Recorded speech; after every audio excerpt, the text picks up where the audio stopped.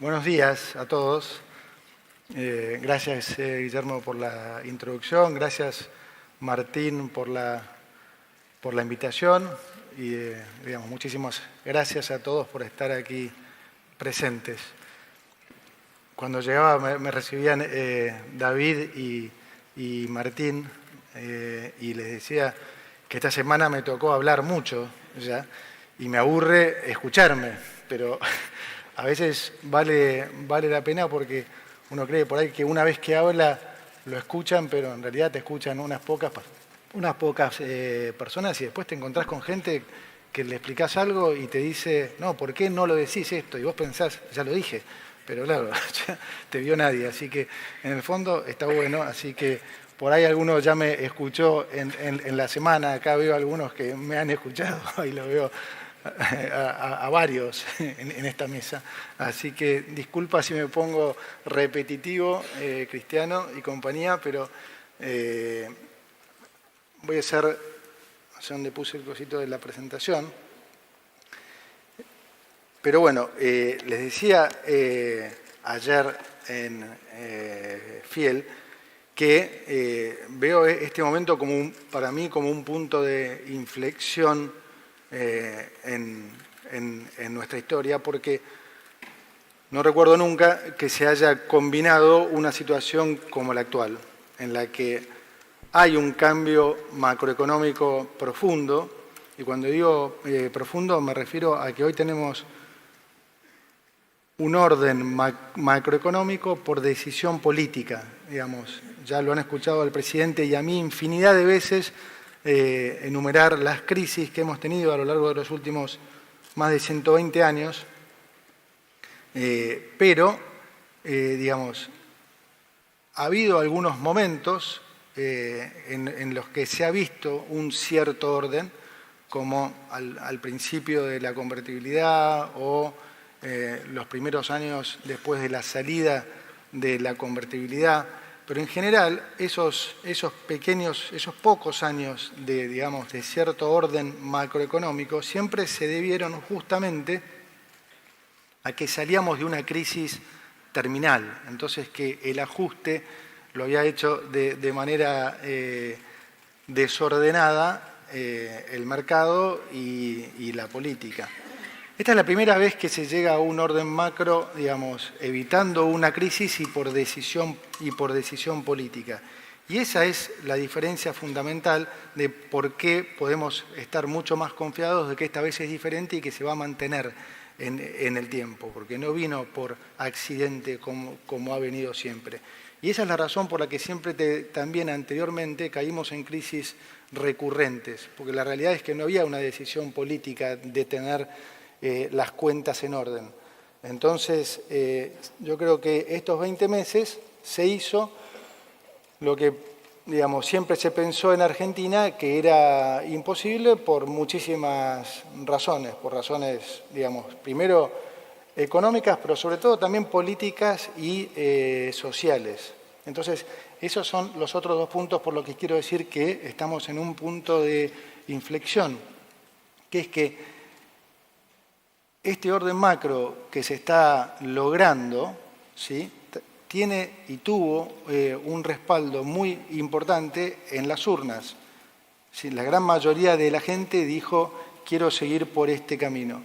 Y está claro que, y nosotros así lo dijimos desde el día 1, que digamos, no se arreglan 120 años de historia en 2 meses, no se arreglan 16 de los últimos 20 años de desastres en 20 meses. Siempre dijimos que iba a ser un camino duro, pero siempre dijimos que era el camino correcto, que esta vez teníamos que transitar por este camino con la convicción de que realmente sí iba a valer la pena el esfuerzo, que es la frustración un poco que siente toda la gente y que sentimos todos los argentinos durante tantas décadas, que muchas veces se han hecho un montón de esfuerzo para nada, para después en 5 años caer en otra crisis, y en 5 años caer en otra crisis y así recurrentemente.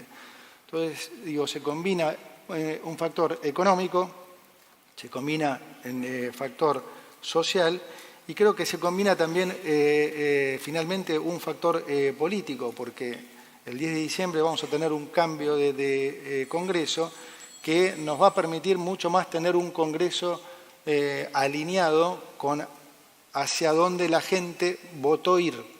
Entonces, este problema de gobernabilidad que nosotros particularmente sufrimos los últimos meses, ¿sí?, que se hizo realmente duro, porque fue un ataque duro, bueno, es algo que contra el pronóstico de muchos cambió fuertemente a partir de las elecciones de medio término. Entonces, creo que toda esta combinación pone a Argentina en una situación, digamos, que nosotros, todos los que estamos en este room, o sea, no lo hemos vivido nunca. Así que, bueno, aprovechémoslo. Voy un poco a los números. Me dijeron que iba a aparecer acá, a ver. No aparece porque se tapa por el coso. Así que, bueno, me voy a mover un poco. Pero lo primero que se atacó fue finalmente la raíz del problema, ¿no? Argentina, de los últimos 124 años, durante 113 tuvo déficit fiscal. Esos pocos años que no lo tuvimos fue en realidad porque estábamos en default. Se atacó la raíz del problema. Y el comunicarle esto a la gente, que la gente entendiera que este era el verdadero problema y no los que muchos percibían como los problemas que eran la inflación, ¿no?, los problemas de deuda o las devaluaciones. Eso eran simplemente las consecuencias de cómo se financiaba este déficit. Si se financiaba con suba de impuestos, con emisión, con deuda, de ahí los problemas que después se originaban.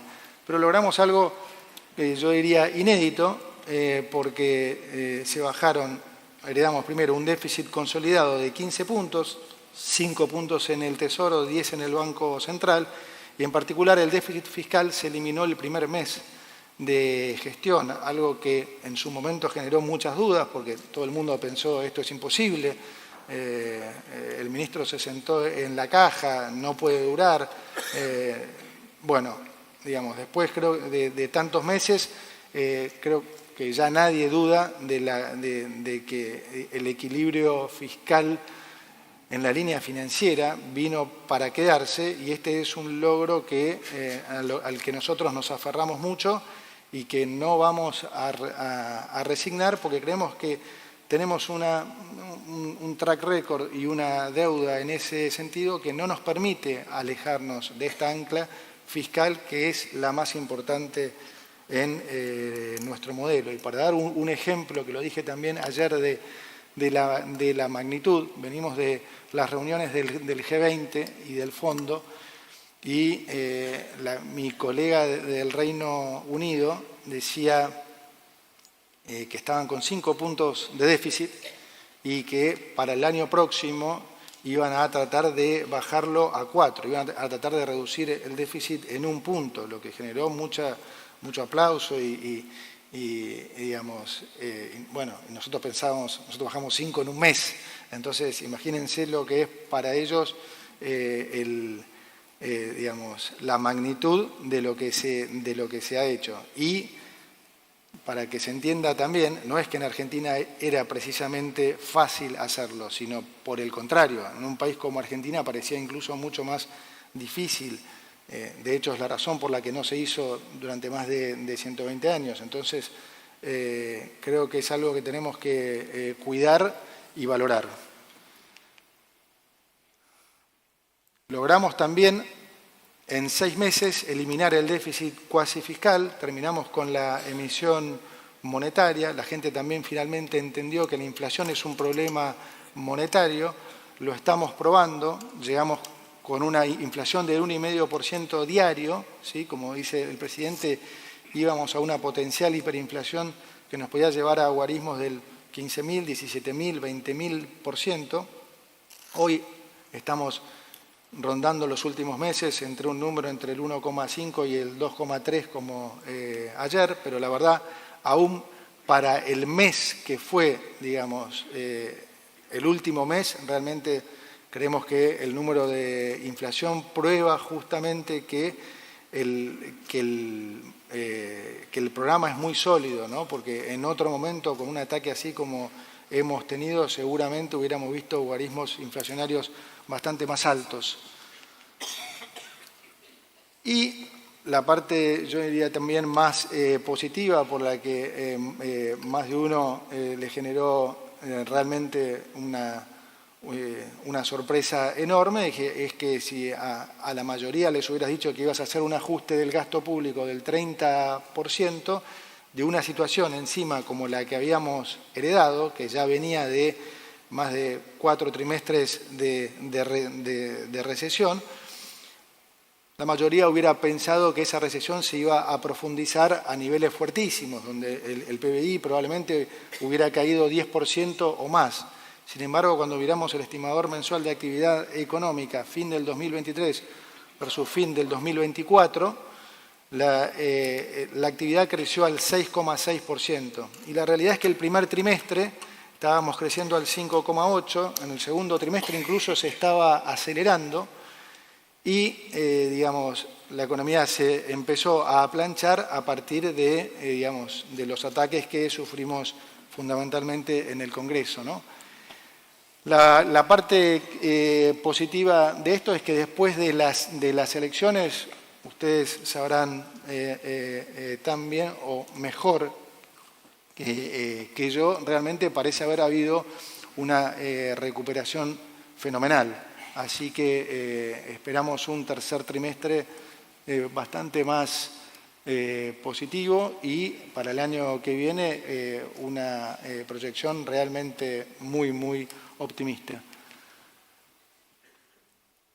Este es un orgullo. Ayer salió también las cifras de UNICEF, para muchos que también dicen que no le llega a la gente. Bueno, no disputemos datos, porque si disputamos datos estamos muertos, ¿no? Volvemos a las sensaciones del kirchnerismo, donde en Alemania había menos pobreza que en Argentina, o directamente no la midamos porque estigmatizamos. Así que nosotros sí miramos los datos y los datos realmente son contundentes y esto nos pone realmente muy, muy contentos. Haber podido sacar 12 millones de personas de la pobreza es algo que realmente nos deja muy orgullosos. Se ha armado un debate importante con respecto a la flotación entre bandas versus la libre flotación. Un poco a mí me da la sensación que el clásico argentino nos agarra esa ansiedad de, cuando las cosas empiezan a ir un poco mejor, ya por ahí querer correr más rápido de lo que nos dan las piernas, ¿no? Entonces, yo he venido esta semana en este debate tratando de comunicar y explicarle a la gente por qué para nosotros es mejor una flotación entre bandas en este momento, para esta situación argentina, que una flotación libre. Voy a tratar de explicárselos nuevamente para que quede por lo menos lo que es, para que quede claro por lo menos lo que es nuestra visión. Yo respeto que haya gente que, digamos, que piense que Argentina podría estar flotando libremente e incluso podría, hasta dar resultado, pero nosotros creemos que desde el punto de vista de riesgo, digamos, de esa decisión ajustada por riesgo, realmente no vale la pena para los argentinos. Hay muchos factores que explicar acá. El primero es, si vas a defender unas bandas, lo primero que tenés que estar seguro es que las bandas están bien calibradas, ¿sí? Y las bandas están bien calibradas, en particular el techo de la banda. Nosotros no somos fanáticos de la tira histórica, de lo que es el tipo de cambio real bilateral, porque creemos que hay muchos factores que cambian en el tiempo, pero como siempre lo usaron en contra nuestro cuando este número daba mal, ahora entonces lo pongo porque da bien. Entonces, cuando miramos la tira histórica, vemos que en la salida del cepo de Macri, donde nadie cuestionaba el tipo de cambio e incluso los fundamentos económicos eran bastante peores que hoy. Argentina tenía en ese momento 6 puntos de déficit fiscal y 3 puntos de déficit de cuenta corriente, cosa que no tenemos hoy. Bueno, el tipo de cambio en ese momento, a hoy, de ese momento era 1.281. O sea, y si algo podríamos darnos el lujo de tener un tipo de cambio más bajo aún, teniendo en cuenta los fundamentos que tenemos hoy. Pero más obvio incluso que esto sí creo que es, esto sí yo le doy muchísima importancia, es que estamos en récord de exportaciones. Y estamos en récord de exportaciones prácticamente en muchos rubros. Desde industria del conocimiento, bueno, incluso bienes, servicios, y digamos, no hay que ser muy sofisticado para entender que vos no podés tener tu moneda sobrevaluada y tener récord de exportaciones. Entonces, hay un punto importante a entender que es las bandas están bien calibradas, porque yo podría entender que alguno lo disputara si uno estuviera defendiendo un tipo de cambio absurdo si llegara al techo de la banda. Entonces, nosotros estamos flotando entre bandas. Ahora, ¿las bandas están en un nivel razonable? Sí, evidentemente sí, si no, no tendríamos el récord de exportaciones que tenemos. Además, tenemos saldo comercial positivo, en el año vamos por los 6.000 millones, probablemente terminaremos en un número más cercano a los 7.500 o a los 8.000. Y cuando miramos los flujos a futuro, también hay que ser muy optimista en función de las inversiones que ya están en curso. Este es un país que tradicionalmente, lo veo acá a Nico, vivió de los dólares del agro, ¿no? Que promediaron más o menos el orden de los 25.000, 26.000 millones de dólares, que claramente al momento que logremos sacarle las retenciones, seguramente ese número se va a incrementar fuertemente, pero lo que está muy bueno puntualizar es que con las inversiones que ya están en curso, en muy pocos años vamos a tener una balanza energética y minera que va a ser lo que, por lo menos el doble de lo que es hoy el agro. Ojalá en ese momento el agro esté también en estos niveles, pero fíjense que para el 2030 o 2031 vamos a estar en 48.000 millones, 57.000 millones de superávit. Entonces, se viene, digamos, una entrada de dólares por exportaciones realmente fenomenal. Así que nosotros nos sentimos muy cómodos con el calibramiento de las bandas. El segundo punto es que muchos países salieron justamente o iniciaron sus programas de estabilización con bandas cambiarias. O sea, es algo que está aprobado, no es que estamos inventando nada nuevo, es algo que ha sido aprobado y ha sido exitoso en muchísimos países, tanto de la región como no de la región. Además, fíjense que en estos países las bandas fueron esquemas que incluso duraron muchos años, por ahí de 4 años como Brasil, pero otros países más de 10 años. En algunos casos hubo algún cambio, algún recalibramiento de las bandas y demás, pero es un esquema conocido, no es que estamos inventando algo que no se haya hecho en el pasado. Se ha hecho y se ha hecho con éxito.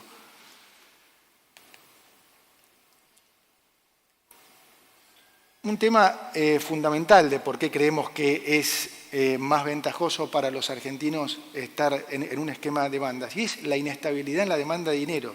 ¿Sí? Argentina es un país que tiene todavía, como consecuencia de todas las crisis que hemos vivido, una inestabilidad en la demanda de dinero fenomenal. Lo hemos visto nosotros en estos 4 meses, donde hubo un nivel de dolarización prácticamente que yo creo que no se ha visto en la historia, ¿no? O sea, más del 40% del M2 privado se dolarizó. O sea, es una cosa bestial. Entonces, hay que graduarse primero para poder flotar libremente, ¿sí? Y hago una salvedad también, porque recién mostrábamos otros países de la región, que es la mayoría de los países no flota libremente. O sea, hay una especie de mito de creer que, bueno, flotemos libremente. No flota nadie libremente. O sea, definitivamente ningún país en desarrollo. Y sí, algunos países desarrollados sí, pero convengamos que tienen una diferencia grande con nosotros. Entonces vuelvo a lo mismo que decía antes. No nos agrandemos tampoco, porque ya nos pasó en el pasado de intentar flotar, ¿sí?, cuando no necesariamente estaban dadas las condiciones, y después al primer shock tenemos que poner cepo de vuelta. Porque como hablábamos ayer con el viceministro Daza, la microestructura de nuestro mercado cambiario es tan chico, ¿sí?, que inmediatamente cuando enfrentás un shock, ya sea político o económico, ya sea local o internacional, casi que el terminar en un cepo termina siendo algo casi endógeno, porque la situación propia te fuerza a eso. Entonces, dada esta inestabilidad de la demanda de dinero, no nos comamos el cuento de que es fácilmente flotar, porque no es así. Y después voy a explicar un concepto más, que es el de lo que se llama el safe asset, que es algo que combina con esto que estoy diciendo. Pero quiero agregar una cosa más, que es a la volatilidad en la demanda de dinero, la volatilidad política. Tampoco podemos darnos el lujo de flotar libremente en un país que tiene la volatilidad política que tiene Argentina y cada 2 años. Es decir, mientras la alternativa siga siendo el comunismo, es muy difícil flotar, muchachos, es muy difícil, porque si cada 2 años la alternativa va a ser que puede venir alguien que va a ir para el otro lado, no que va a venir alguien de izquierda como es la izquierda en muchos países del mundo, que no va para el otro lado, o sea, toma la misma autopista que toman, digamos, todos, ¿sí?, con algunos matices, en algunos países más marcados que en otros, pero no van para el otro lado. Entonces, gana la derecha, gana el centro, gana la izquierda, todos van por la misma autopista, no van para el otro lado. En Argentina sí, en Argentina hay gente todavía y hay políticos con cierta aceptación que quieren ir para el otro lado. Entonces, obviamente, cada 2 años, cuando llegas a una situación así, se produce lo que pasó los últimos 4 meses, que lo vimos todos, y para el que decía que no era un riesgo político, bueno, vaya si no lo era, ¿sí? ¿Cuántos dijeron, que en realidad, que las LEFI, que el tipo de cambio? No, nada de eso pasó. Cuando salimos en abril del cepo, el tipo de cambio estaba flotando tranquilamente entre el medio de las bandas y las tasas estaban en niveles normales.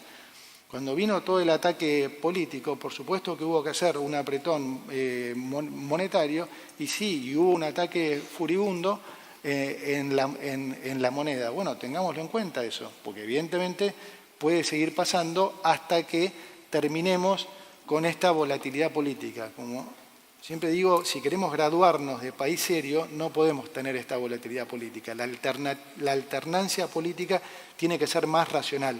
No podemos pasar de capitalismo a comunismo. Entonces, si vamos a seguir con eso, estamos atrapados. Este es el número simplemente de, como ven, de lo que cayó el riesgo país. Un poco lo mismo pasó también con el tipo de cambio. Una vez que pasó esto, el tipo de cambio volvió a los 1.400 y está tradeando adentro de la banda. Para el que no está todavía convencido con todo esto, voy a decirles ahora ya algo no tan teórico o técnico, sino algo más concreto, que es la profundidad del mercado de cambios. ¿Sí? El mercado de cambios nuestro es un mercado que hoy está operando más o menos 200 millones de dólares por día. Y les estoy haciendo precio porque hace 24 horas operó 90 millones.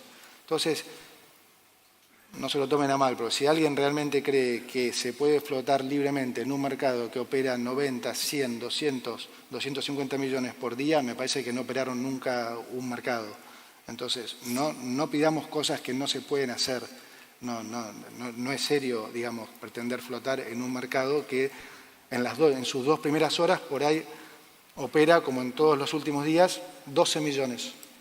O sea, imagínense la facilidad para manipular eso. Compárenlo con lo que se opera en países vecinos, no digo lo que se opera el dólar, el euro o nada. O sea, el real se operan entre 2.5 billones y 4.5 billones por día, además de miles de millones más en el mercado futuro. Chile, lo mismo. O sea, nosotros tenemos un mercado por ahora de juguete. Entonces, queremos estar haciendo algo que realmente no da por ninguna razón. Hay una volatilidad en la demanda de dinero que no lo permite. Primero necesitamos más consolidación en términos de estabilidad económica. Tenemos una volatilidad política que no lo permite. Tenemos una profundidad en el mercado que no lo permite. ¿Sí? Y por último, las bandas están bien calibradas y fueron probadas en el mundo y fueron exitosas.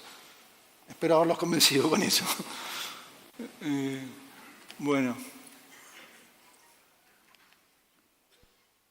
La deuda es otro punto importante, que es, porque la deuda es el primer gobierno que ha reducido fuertemente el tamaño de la deuda. Es el primer gobierno en realidad que la está bajando. Hemos bajado 50.000 millones de dólares la deuda, pero más importante, al no tener déficit fiscal y al crecer la economía, ese ratio solo puede bajar. O sea que estamos en una muy buena posición. En particular, cuando miramos la deuda al mercado, es apenas 25 puntos de producto. Y cuando miramos la deuda en dólares, es apenas 13 puntos de producto. Y esto es la deuda en dólares a nivel nominal. Si la miramos a nivel de mercado, son escasamente 10 puntos. Y si hacemos un pequeño análisis asumiendo un crecimiento para los próximos años del 5%, un tipo de cambio real bilateral que se mantuviera estable y, por supuesto, que siguiendo con superávit primario suficiente para pagar los intereses, lo que es la deuda en dólares para el 2031 apenas serían de 9 puntos de producto. Es decir que en lo financiero, en lo que es deuda, la situación es absolutamente manejable. Bueno, muy importante esta parte, que es todo lo que es el impacto en la economía real. Este es un punto central, porque en realidad la inversión en la economía real es lo que va a hacer el motor de crecimiento, ¿no? Es lo que va a generar mayor trabajo, mejores salarios. Y esto estamos viendo algo que es bastante inusual. Está viendo la inversión se está recuperando muy fuertemente. Hay muchos de los que yo veo que están acá, que están invirtiendo, acá lo estoy viendo a Gustavo, fuertemente, y no son solo, digamos, inversiones de empresas que ya están en el país. También hay muchísima inversión nueva viniendo, inversión extranjera directa, que normalmente tarda mucho más en venir, pero ni hablar en países como Argentina, que de vuelta a consecuencia de la volatilidad política que tiene, ustedes saben, las inversiones directas es gente que una vez que viene a invertir se va a quedar 30, 40, 50 años. Entonces trata de tener un horizonte bastante más largo y por eso requiere en general un periodo de entrada más largo, porque quieren ver mayor estabilidad. Bueno, estas inversiones están viniendo, yo diría, en tiempo récord.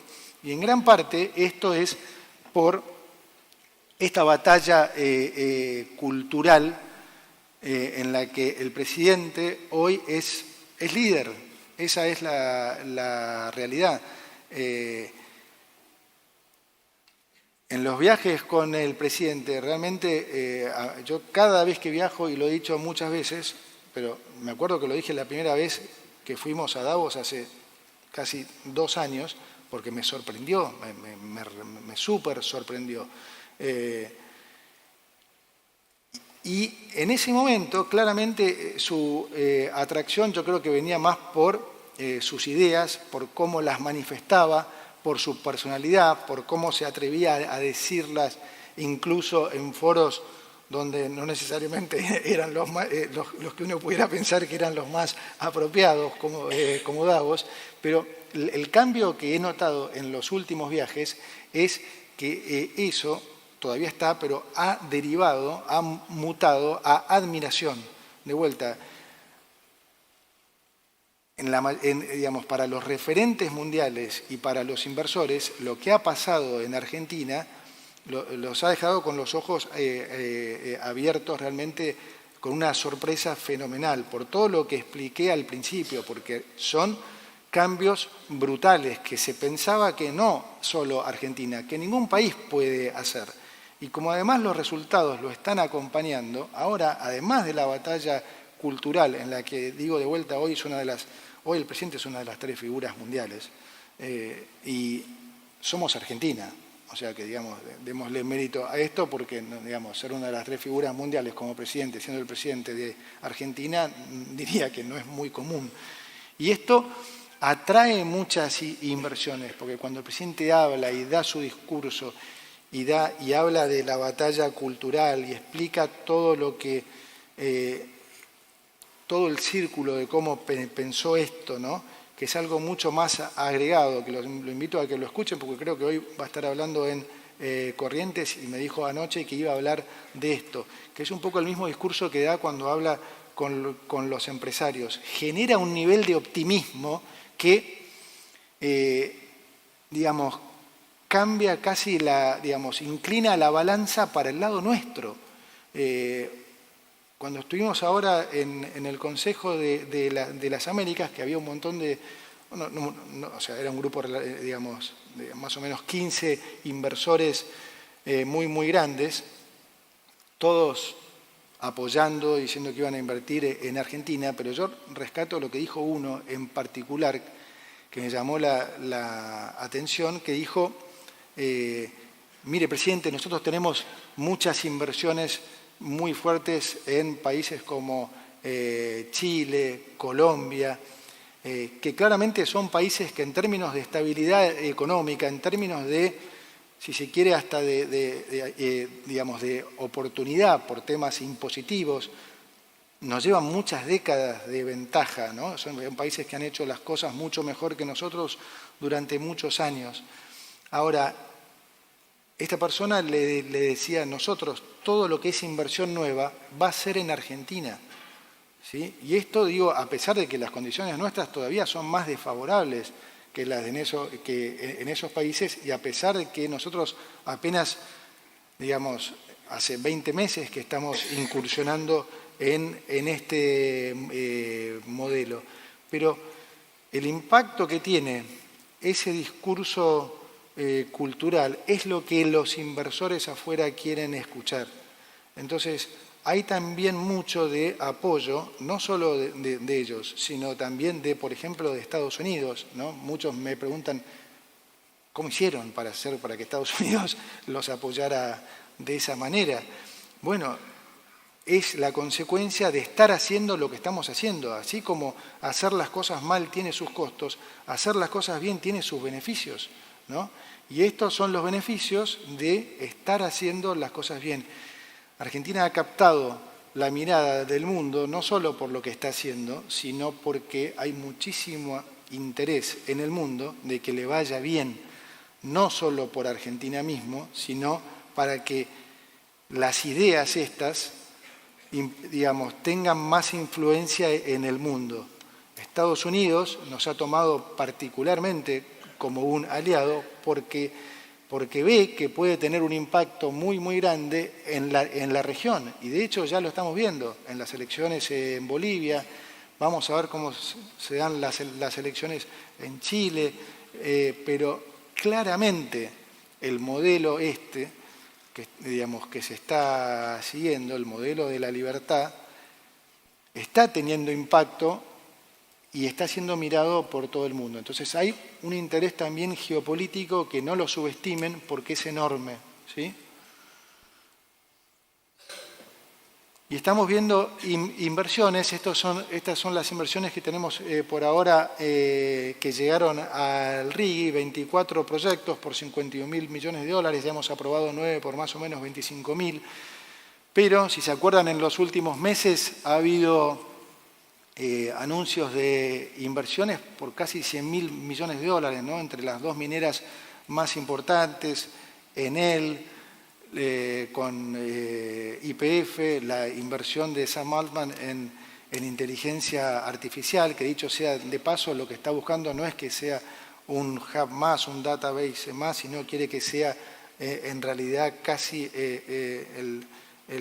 su database de punta, ¿sí? Así que hay un montón de inversiones viniendo que obviamente este no es capital que va a entrar el mes que viene, sino capital que va a entrar en los próximos años, pero son números que, como decía ayer, o sea, mueven la matriz económica argentina, digamos, 180 grados. Entonces, hay un optimismo afuera con lo que se está haciendo fenomenal, que muchos de ustedes seguramente tienen contactos afuera y lo perciben.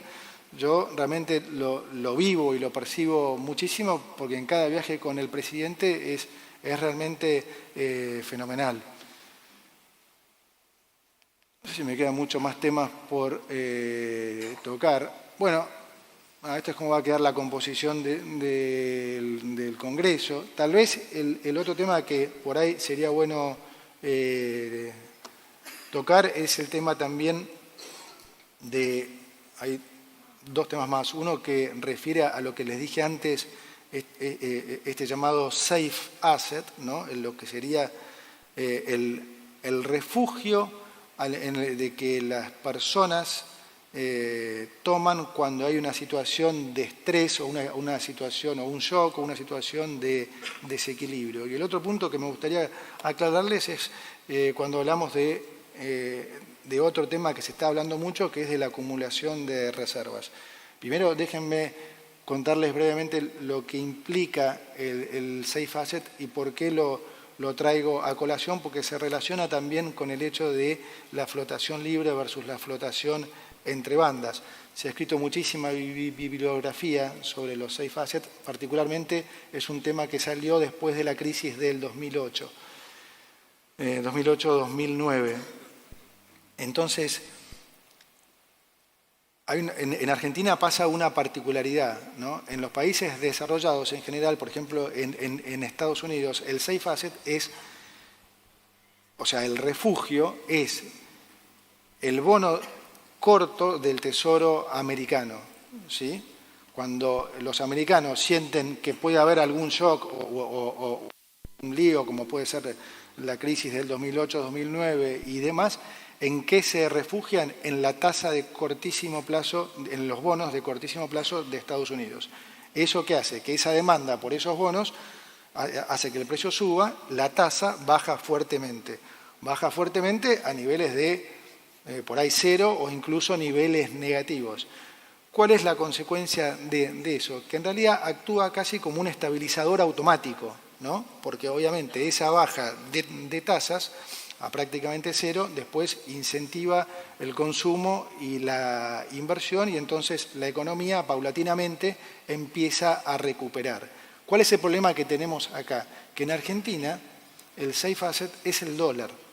Esa es nuestra realidad. Producto de lo que vimos en los últimos 120 años, ese es nuestro safe asset. Entonces, cuando pasa una situación de shock, ya sea político, económico, interno o externo, ese es el camino que el argentino toma. ¿Con cuál diferencia fundamental con lo que dijimos recién? Que lejos de actuar como estabilizador automático, en Argentina casi que actúa como desestabilizador automático, porque esa suba del dólar genera una suba de tasas, genera que todos ustedes retraigan sus inversiones, genera un parate en la economía, entonces genera una menor recaudación, entonces genera un problema fiscal y entramos en un círculo vicioso, ¿sí? Entonces, esa es nuestra realidad todavía. Va a cambiar en algún momento, pero esa es la realidad con la que convivimos hoy. Entonces, a eso sumémosle que en Argentina los shocks, además, se dan mucho más cotidianamente que en cualquier país desarrollado. Un shock en Estados Unidos es algo que eventualmente ocurre cada 10 o 15 años. En Argentina ocurre cada 2.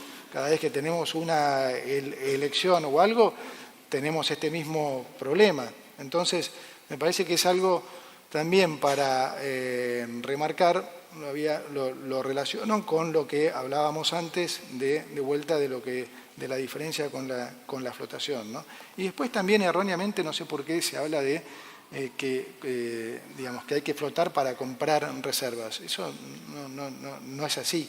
De hecho, este gobierno es el gobierno que más reservas compró por lejos, más del doble del que nos sigue. Hemos comprado 29.000 millones de reservas.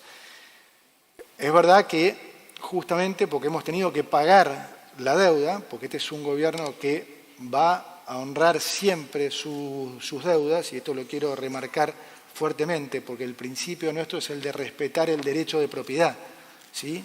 Entonces, esto es algo fundamental para todos ustedes, es algo fundamental para el país, para el crecimiento. Entonces, nosotros las deudas las vamos a honrar siempre. Entonces, se han comprado muchas reservas, se han retenido muchas menos, porque hemos tenido que usar esas reservas para ir pagando deuda. Entonces, cuando fuimos a Estados Unidos y demás, fuimos justamente para también garantizar lo que eran los pagos de deuda de los próximos años. Porque en ese momento teníamos los mercados cerrados y no había prácticamente alternativas.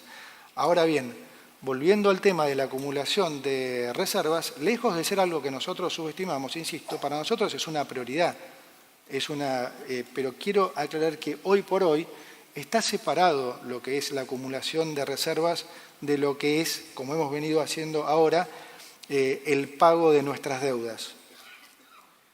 Nosotros queremos acumular reservas para hacer cada vez más fuerte el balance del Banco Central, porque eso contribuye al proceso de desinflación y es importante tener un Banco Central cada vez más capitalizado, porque esos dólares son lo que respaldan los pesos que circulan, ¿sí? Entonces, nosotros queremos comprar reservas para retenerlas, no como hemos tenido que estar haciendo durante estos 20 meses de comprar reservas para pagarle a los bonistas. Hoy estamos, gracias a Dios, en una situación que cambió. Se abrieron varias avenidas desde lo financiero. O sea, ya no solo tenemos el swap chino y el apoyo de Estados Unidos, sino que ahora se han abierto otras alternativas que son las que escuchan. También estamos hablando con bancos, también se han abierto oportunidades, se está abriendo, digamos, una oportunidad desde el mercado mismo también. Incluso hemos tenido requerimientos inversos, lo que se dice reverse inquiries, o sea, de los fondos mismos e incluso de empresarios mismos por invertir en bonos argentinos. Entonces, hoy, afortunadamente, podemos separar lo financiero de lo monetario y de lo que es la acumulación de reservas. Es decir, que lo financiero lo vamos a poder solucionar con lo financiero. Entonces, cuando muchos dicen, no, pero tienen una meta de 9.000 millones de dólares con el fondo. Sí, no, claro, pero esas metas estaban puestas pensando que nosotros teníamos que pagar con reservas los vencimientos de los bonos de enero, los BOPREAL, a los multilaterales y demás. Y esa es la mayor parte de esos 9.000 millones. Hoy eso se resuelve de manera financiera, por lo tanto no hay ningún estrés ni ningún problema con lo que son las metas con el fondo, ni lo que es la acumulación de reservas. Nosotros vamos a acumular reservas y vamos a acumular más reservas probablemente de lo que cualquiera puede estar pensando, porque, como mostramos antes, no sé si lo mostré ahora que pienso, que es cuando hablamos de la volatilidad de la demanda de dinero, les mostré lo que es los niveles de monetización, lo bajo que están los niveles de monetización en Argentina. A ver si la encuentro. Acá estamos. Fíjense que cualquier agregado monetario que quieran ver, estamos en niveles de prácticamente 60% de lo que fue el promedio de los últimos 18 años, 40% de lo que fue el pico de los últimos años. Entonces, este proceso de remonetización de la economía, que obviamente se va a dar, porque en la medida que la economía crezca, la gente va a tener que demandar más pesos, ¿sí? O sea, esto es algo natural, y porque estamos en niveles bajísimos, cuando ustedes corren cualquier modelo de vuelta de remonetización y de refinanciamiento de lo que es la deuda en pesos, pueden hacer la combinación que quieran, les va a dar que sí, que el potencial de acumulación de reservas es muy significativo. Y la parte buena de esto, ¿por qué nosotros lo relacionamos con la demanda de dinero? Porque lo que no queremos es volver al pasado, en el sentido de comprar dólares contra pesos que la gente no demanda. ¿Sí? Ayer les puse en Fiel el ejemplo de OpenAI, o sea, si mañana viniera Sam Altman y nos quisiera vender los 25.000 millones de dólares que tiene que vender para la inversión en inteligencia artificial, y los tenemos que comprar, porque obviamente el mercado no puede absorber 25.000 millones de dólares, eso equivaldría a que nosotros tenemos que emitir 35 billones de pesos, que obviamente la gente no los demandaría. Entonces, ¿qué tenemos que hacer? Esterilizarlos. Entonces tenemos que volver a una bola gigante de LEVAX, LELIX, o pónganle el nombre que quieren, que termina siendo de vuelta un déficit cuasi fiscal fenomenal. Entonces lo que nosotros queremos es comprar reservas inteligentemente, ¿sí? en la medida que la demanda de dinero va acompañando todo este proceso de crecimiento. Todo esto va a pasar. ¿Sí? Así que pueden estar confiados y tranquilos que todo esto va a pasar, porque como digo siempre, en economía no hay casualidades, es todo causal. A nosotros nos fue mal porque siempre hicimos las cosas mal. A pesar de que siempre le quisimos echar la culpa a alguien, siempre fuimos nosotros que hicimos las cosas mal. Ahora estamos haciendo las cosas bien, entonces las cosas van a salir bien. Así que, como les digo siempre, los invito a creer, a confiar, a sumarse, porque Argentina va a ser el país más libre y el país que más va a crecer por los próximos 30 años. Muchas gracias.